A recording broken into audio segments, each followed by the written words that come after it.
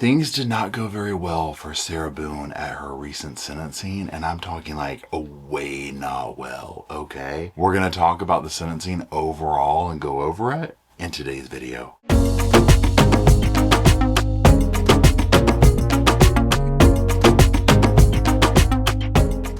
Hello, Sofa Squad, and welcome back to the sofa. Psh, sofa's back there. Psh, psh, psh. I'm right here. Psh, psh, psh, psh. The boys are sleeping right here. They finally settled. And my name is Paul. If you're new to the channel, if you're not new to the channel, guess what? I'm still Paul. So boring old Paul, right? Now today we are going to be reviewing the Sarah Boone sentencing. We did watch this on the live chat channel, on the podcast channel, whatever you want to call it. Links in the description if you ever want to hang out over there. So I wanted to go over just some of the highlights, an overview of the sentencing in this video. And the way we'll do that is just me kind of summarizing some of the key points to it, as well as looking at some of the actual footage from it. Now again, for those who might be new to the case, Sarah Boone was convicted of taking the life of her late boyfriend, George Torres. She did this by manipulating him into a suitcase somehow, some way. She left him there overnight while he begged for his life. She went upstairs. She passed out drunk, most likely. She had recorded video of it on her phone of her berating him and making fun of him and laughing at him and whatnot. And then she went upstairs and went to sleep. So the next day she gets up. He is deceased. He has succumbed to, suffocation, asphyxiation in the suitcase. And for the next 5 years, Sarah Boone fought the legal system, saying that she was the victim and that she did this in basically a battered spouse syndrome mindset. And it all came to a crashing end here recently in October when she was found guilty, and she was sentenced here in December of 2024. So she did receive a life sentence for that crime. So spoiler alert, right? But we're just going to go over and kind of talk about all the things. Now, like I said, she was sentenced to the life sentence. And at the hearing, there was a lot of emotional testimony. I don't know if you would call it testimony, victim impact statements and whatnot leading up to the sentence. Now, we would hear right off the bat from George's mother. She was accompanied to the podium or whatever you want to call it by George's sister. Now, the mother brought everything in this case home, right? Because again, at the center of it, regardless of whatever tumultuous relationship George and Sarah had and whatnot, George lost his life in a terrible way. And obviously there's lots of stuff leading up to this event, okay? Now she would testify to the loss of her son, but also she would start off by saying something that a lot of people weren't expecting. It kind of took them by surprise. Let's listen to that clip.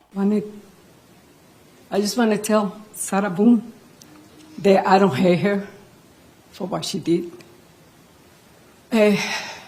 Now, that was a very brave thing to say and do. Now, the mother on her victim impact statement, she would really translate the emotion of a mother's loss through her tone of voice, her crying, her words, her tears. Something real love is missing. Sometimes when I look out the window, I'm waiting for him to come and say, Mom, I love you. Oh my God, y'all. I mean, it gets instant goosebumps, instant lump in the throat, right? I mean, you could hear her broken heart throughout everything she said. God bless that woman. Again, there's probably so much leading up to this moment of, the loss of life and whatnot, but then this moment here exactly with her talking and whatnot. But now other members of George's family, they weren't as forgiving as the mother, right? Let's listen to what his sister had to say. As far as my other brother and Sarah deserve to rot in jail. Ooh, yes, she does, right? And don't worry, Judge made sure of that, right? I mean, let's just be honest here. Now, even George's daughter spoke out about her own loss and grieving. My father has left me with chronic depression and anxiety. Seeing any moments of fatherly love or kindness being shown between others in real life or even on TV leaves me in complete shambles. Seeking therapy was a must in order to navigate through my workday without a random breakdown. Now, on the contrary to that, Sarah herself would have several people speak about her. The difference in this is, if you notice, George has mothers, sisters, daughters, people who love and care about him speaking for him. Sarah's vibe is a little bit different.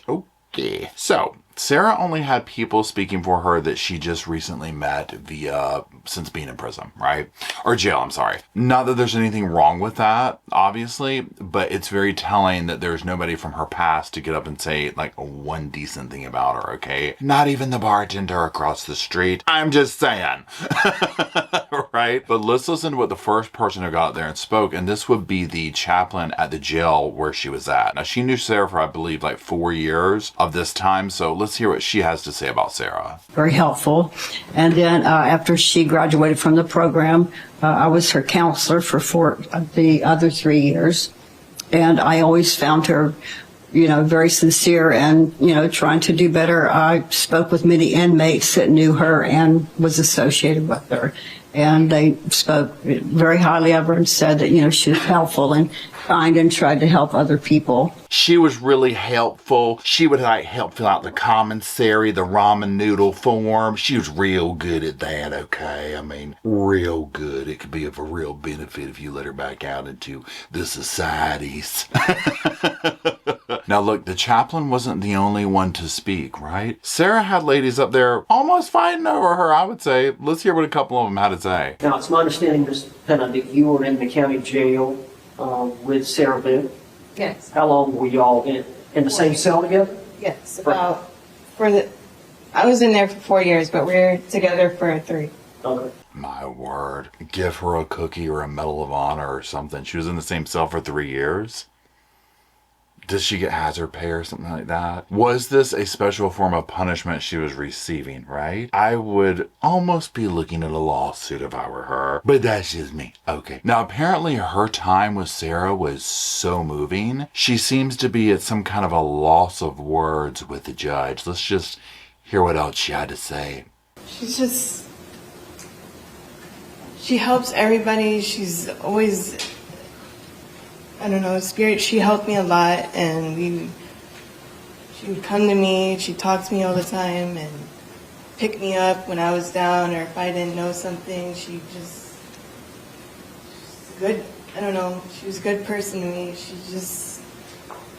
Mistakes happen. It's giving. We can talk or not talk about peace for hours or not at all. Maybe she was nervous, whatever. God bless her for just getting up in general. Doesn't matter who it's for, right? It's brave to do that. But it's giving Sarah sent her commissary money, right? Now, another cellmate of Sarah's was able to get a little smile in towards Sarah before she left. And it made me wonder if these were some of the people sitting in the audience that Sarah would turn around and smile to and converse with. But let's take a quick look at that. State any questions? No, Your Honor. All right. Thank you, Ms. Hill. I appreciate it.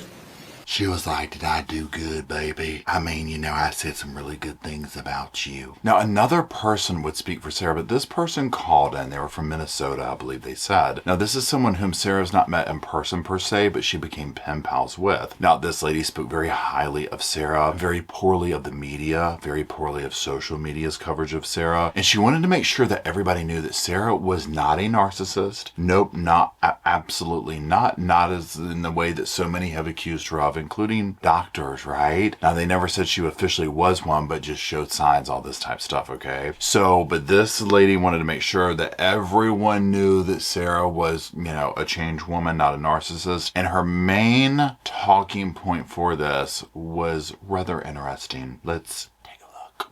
The moment Sarah had learned the depth of my struggles health-wise, she straight up offered strenuously to donate a kidney to me. Well, there you go. Right? There you go. Who wouldn't do that? Now, unfortunately, I think Sarah probably knew that her kidneys weren't going to be working that great either, okay? I think they probably been in overtime for quite some while. Nonetheless, she did offer this lady that. This lady was very moved by Sarah. Now, this lady said that she was into true crime and that she's kind of learned that there's more to the surface level and whatnot. We'll get to some of my thoughts about how I think, I almost called her Susan. That very interesting slip there of the Susan Smith variety, right? We'll talk about some of my thoughts towards the end about Sarah and her relationship with these women and the whole 9 yards and what I think she's doing here with people. So, but for now, let's continue on. Now, we would also see a familiar face speak out for Sarah, and that was Dr. Harper from the trial. And honestly, it felt like we were back in trial. Eventually, the state would put her on the stand and ask her questions and do this and do that. And she would outline some of the turbulent circumstances that Sarah faced during her life. Ms. Boone was born in close proximity to her youngest brother, 11 months apart. And in my clinical experience and training, I would say that disrupted her attachment with her mother, some being close in proximity with her younger brother. Okay.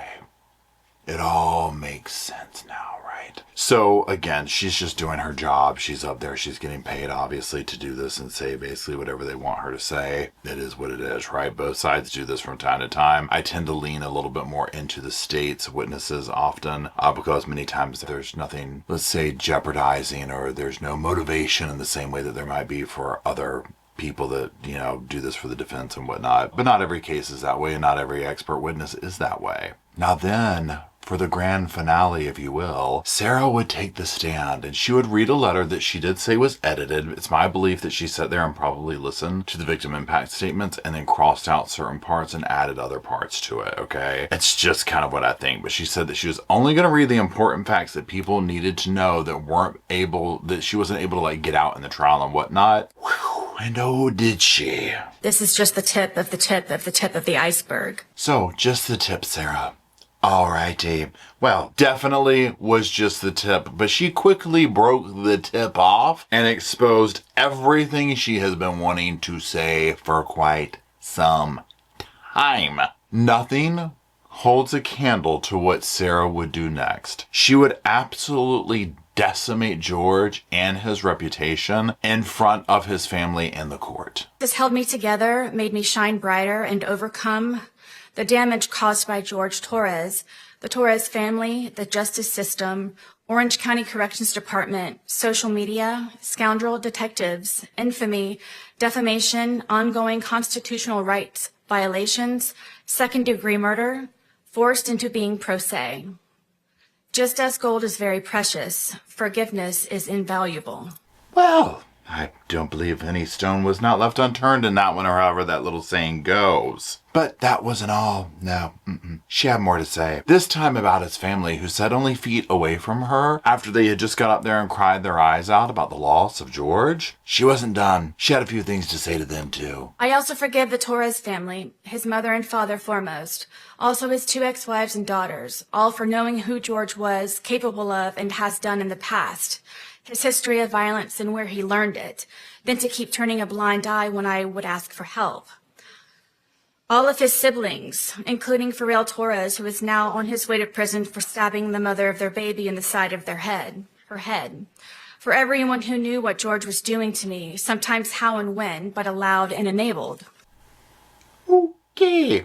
Well, we'll put that on a little greeting card. Send that off to somebody, I don't know who. My word. And on that note of forgiveness and all that stuff right there that she just tried to eat them up and spit them out over, let's go back to some of the things that she forgave George for.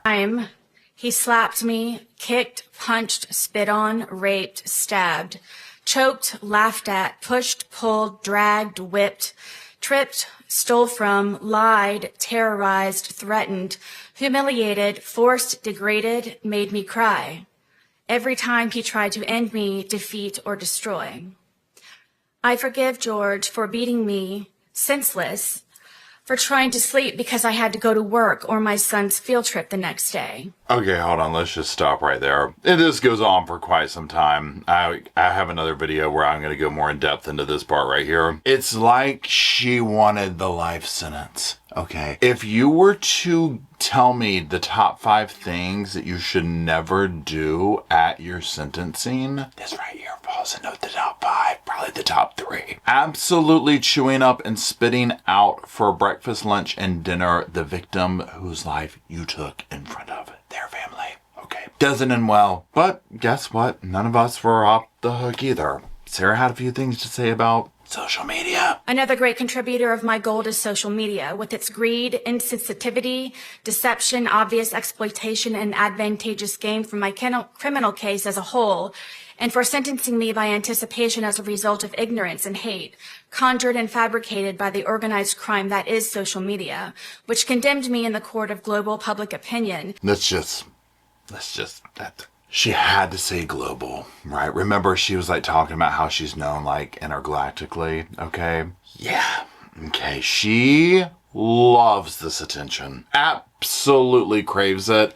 I would almost say that's why she's up here doing this, right? Also to get the last word in, of course. That's much as obvious. But now don't worry, she did forgive herself for falling for George. I forgive myself for falling in love with a monster, and no matter how grotesque he may become, I still loved him, hoped, and forgave. I tried breaking the spell so he wouldn't be a monster anymore. I saw who he was inside. George made me then, now, and always love him for all of his cracks also. We made each other our own brilliant pieces of art from the cracks and repairs.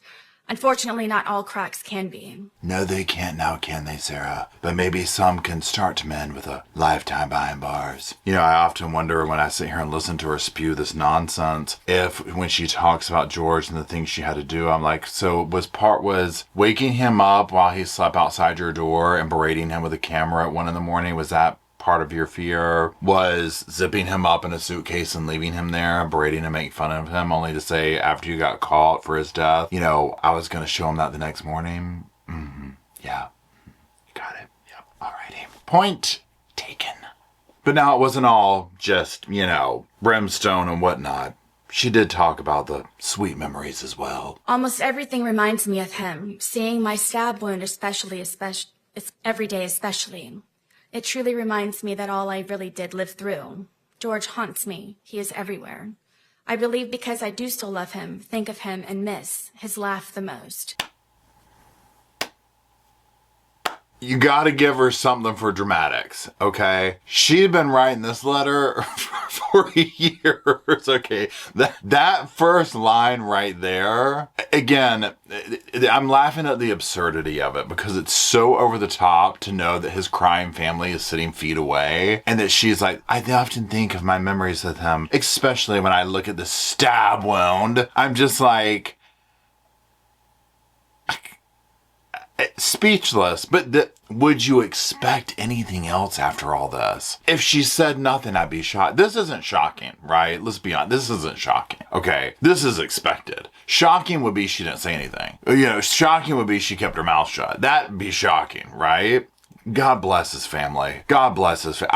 Can you imagine having to sit? I'm going off script here for a second, y'all. Can you imagine having to sit in a courtroom after 5 years of this BS? Well, God only knows what you went through with this monster before you even arrived, you know, when she was like dating and all that type of stuff when George was alive. And you have to sit up there with your mouth closed, to be professional, whatever you want to call it when you're in the courtroom, and listen to that. Now, I do believe that like the mother and all that, they sound like they're with it enough to know that Sarah's nobody. She's just a simple little no one, right? That's just a martyr. But it's just ridiculous. Utterly ridiculous. And it's why the judge did the right thing. Now, we'll talk about that in a minute, but let me just get back. I'm stepping off of the soapbox and we're continuing on. So sorry about that little sofa sad bar. Now, would the closing ceremonies of the Sarah Boone trial be the closing ceremonies of it if she didn't sneak in her favorite word? Let the camera roll. In my heart, I know he is with me and understands that this tragedy was not intentional.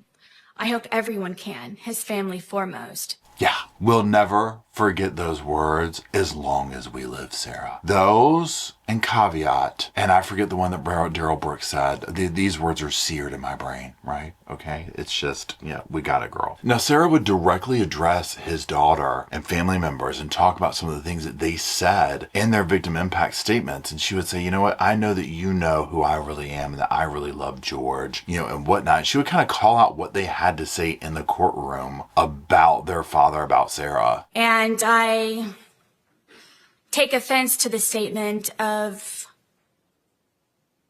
being said that this is just for a moment.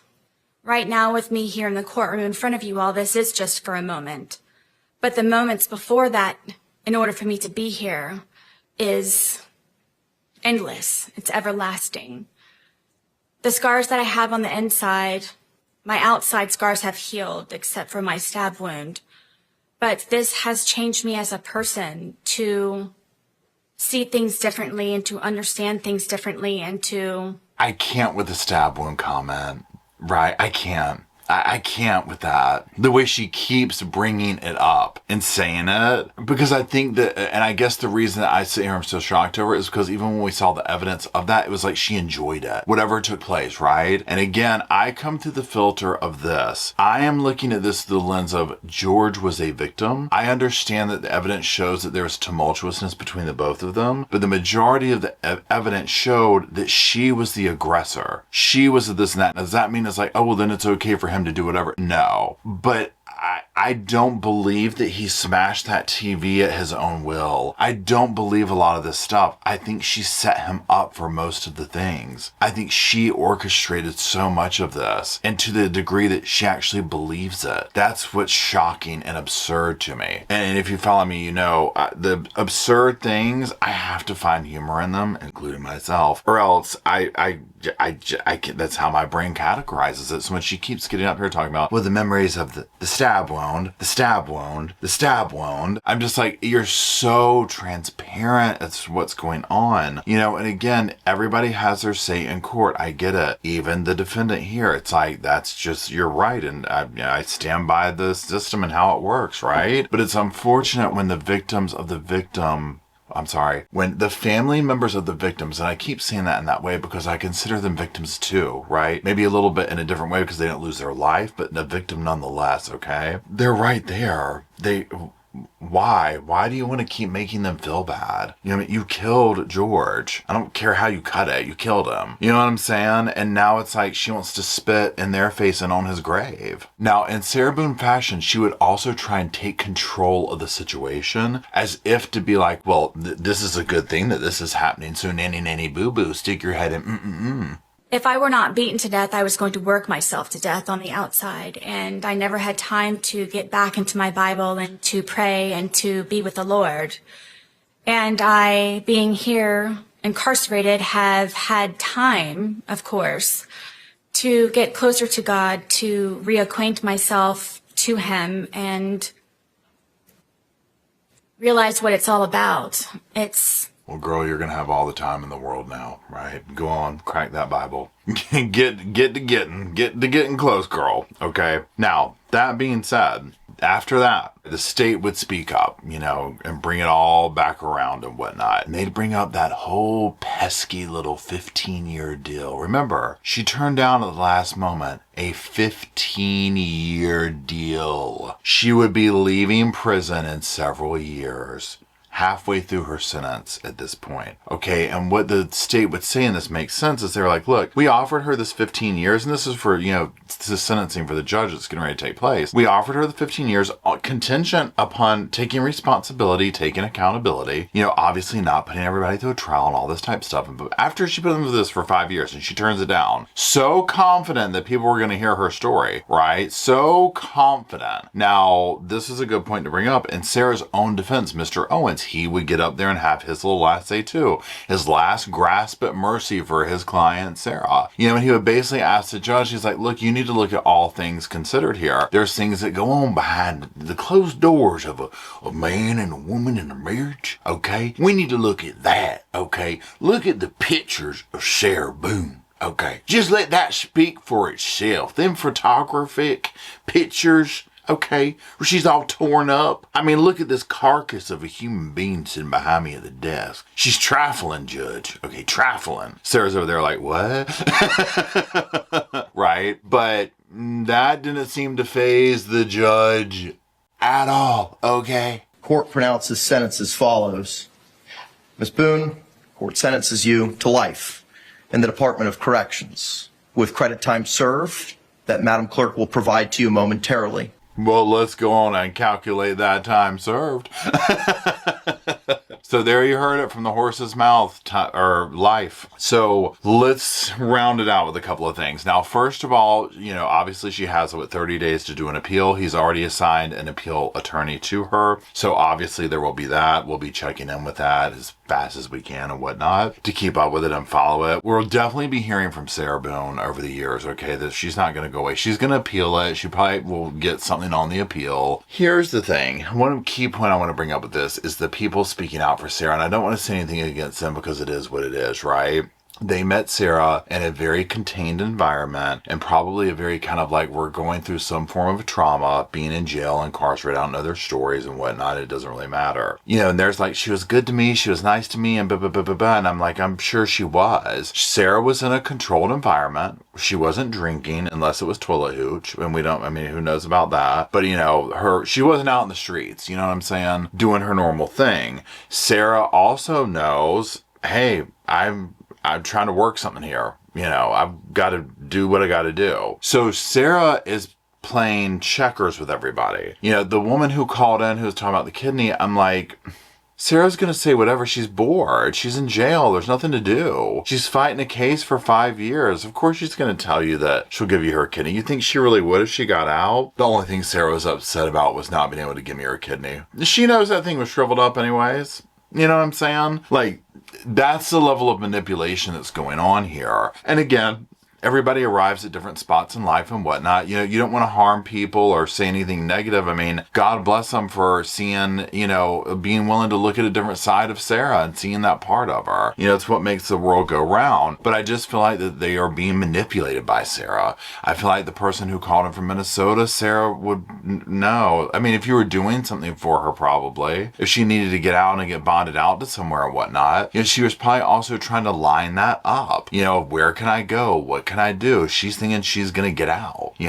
Listening to Sarah go on and on and on, and during her speech, her letter writing, and again, I'll have a separate video where I break that down more in depth. I wanted to do an overall video here and go over like each thing, because she rips George to pieces, and she does it in this way of, I forgive him for doing this and I forgive him for doing that. It's very clear that Sarah did not learn one thing from this, and it's why the judge made the right decision in giving her life. She's a dangerous person who will do things to harm people and not even grasp that she's done this or that it's wrong, and that's where the danger lies. Sarah doesn't see any level of herself present in this crime. Even if there is a tumultuous situation between her and George and it took two to tango, Sarah is not willing to look at the part that she contributed to it, nor is she willing to look at the continued victimization of his family, of the court system, of the community, etc. by doing what she's done. She probably cost that town's taxpayers who knows how much money, right? Time, energy, all this going over and over. All the lawyers she went through, ripping people to shreds. She gets up here with this very odd diction, the forever, I'm here today to speak, like a robot. There's nothing there. And it's startling to me because, obviously Sarah's a human being like any of us. She's gone through her trials and tribulations in life just like any of us. Something in her world made her arrive at the spot that she's in now where there's just doesn't seem to be any empathy, or it's manufactured empathy. And especially when it comes to the case of George, she speaks in one level out one side of her mouth. I loved him. I did this. I did that. But at the same time in the other, she's trashing him. She's going on about what a horrible person he is, how much he put her out, and she doesn't seem to grasp that people see that for what it is, except for her. And that's the frustrating part. And then when you put up somebody who seems to operate in a realm of normal emotional landscape, I don't know the right word for it, i.e. his mother, who's heartbroken and crying, the contrast is so different. I've never seen Sarah upset over George, except as if she's covering her tracks and scared that she's going to get in trouble. I've never, and I can't fathom her expressing that emotion. Maybe she does behind the scenes, I don't know, right? I don't know her, I don't know George, I don't know the family, I don't know the victims, I don't know anyone in this. I'm just from the comfort of my sofa making these, opinions and whatnot. But I just find it heartbreaking to see the family get up there and pour their heart out and then have to listen to something like this. Now for me personally, to wind it out, if you follow me, I was like, oh, oh, he's going to give her 30 to 35 years. I was shocked when he gave her life, not in a bad way, in a good way, where I was like, oh, okay, like, whoa, he's pissed, right? Like, he's, whoa, like, because I was like, oh, this is a very fair judge. She never got in trouble. She never did this, blah, blah, blah, blah, blah. He's gonna, like, you know, basically give her a life sentence, but in years. So, like, 30, 35, something like that, to where it's like she would be getting out at a very old age. But when he said life, he was done. But again, all the way up to the finish line, she showed the court no remorse, no accountability, no nothing. And when you take someone's life and you are not willing to look at one moment or second of self-reflection and how you arrived at that, it puts everyone, especially like judges and juries, in a very dangerous spot to ever think about letting you back out, because what will happen next? So that's it. What's going to happen next here for this video is it's going to end.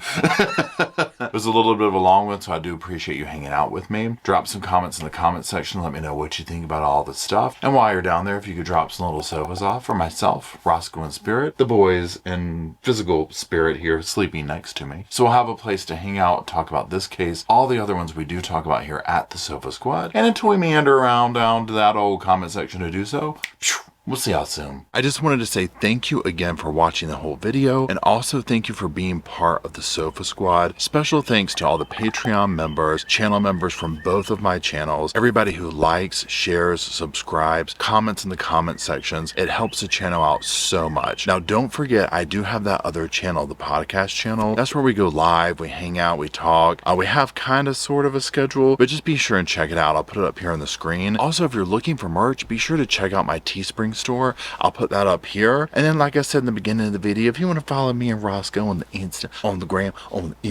go on, check it out. It's right here on the screen again. But once again, thank you very much. I really appreciate you being part of the Sofa Squad, and I'll see you in the next video.